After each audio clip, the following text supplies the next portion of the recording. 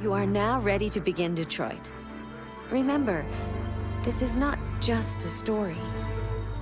This is our future. It may be 2019, but to start the year off, I thought I'd go back and check out one that I had missed from last year. Detroit Become Human is an adventure game from French developer Quantic Dream, and it takes place in the year 2038, where androids are used as slaves. After years of unfair treatment, some of them eventually snap though, and turn into what's known as deviants. They start to disobey orders. They basically start to think for themselves. They become more human. But how is society going to cope when its machines begin to gain their free will?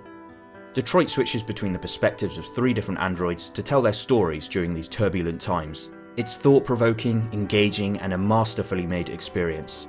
The effort and care that must have been put in to make all of this work alone deserves some praise. If you take a film script, there are about 100 pages, but here we have to deal with a script that is between 4,000 and 5,000 pages. Everything becomes bigger because we don't just tell one story, but we tell all the possible stories that can be told within this narrative space.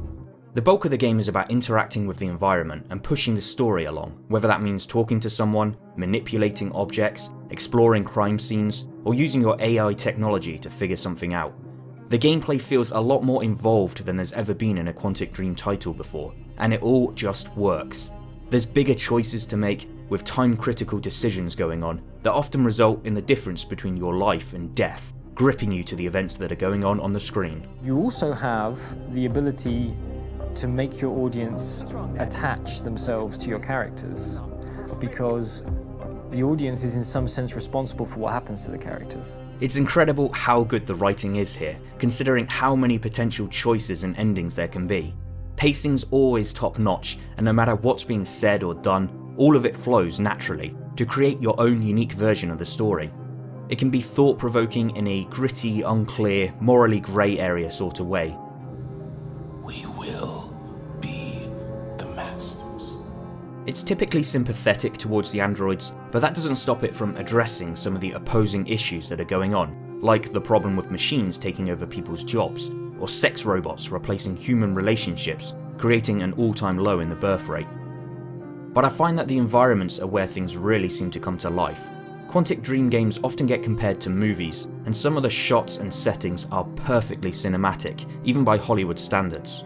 Even during a mundane activity like cleaning a house, there's always little details to see in the background, or a piece of dialogue or some character animation to watch, creating these detailed, lived-in settings.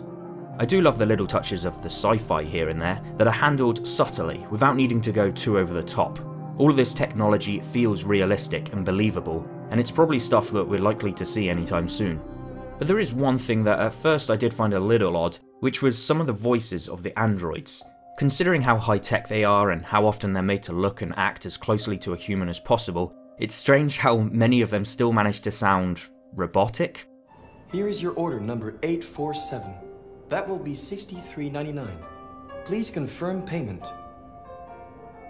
The game even makes fun of this at one point, so I guess at least it was an intentional choice. Well, they fucked up. It's advisable to play things through to the end, at least once, regardless of any of the heat-of-the-moment mistakes that you may have made. Before going back and seeing how things could have turned out differently, it's worth knowing everything has its consequences.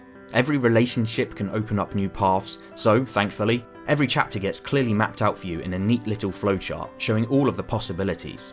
And to see a new outcome, it's kept as simple as picking a specific point on the chart and then playing on from there. In fact, I'd go so far as saying that for any title like this in the future, a flowchart is pretty much a must. Detroit Become Human is fantastic. It's an extremely effective form of storytelling that draws you into its deeply crafted universe. I highly recommend it, and it's clear that it's one of the best games from 2018. So until next time, thanks for watching. On behalf of CyberLife, I wish you a happy new year. Best wishes to you and the ones you love.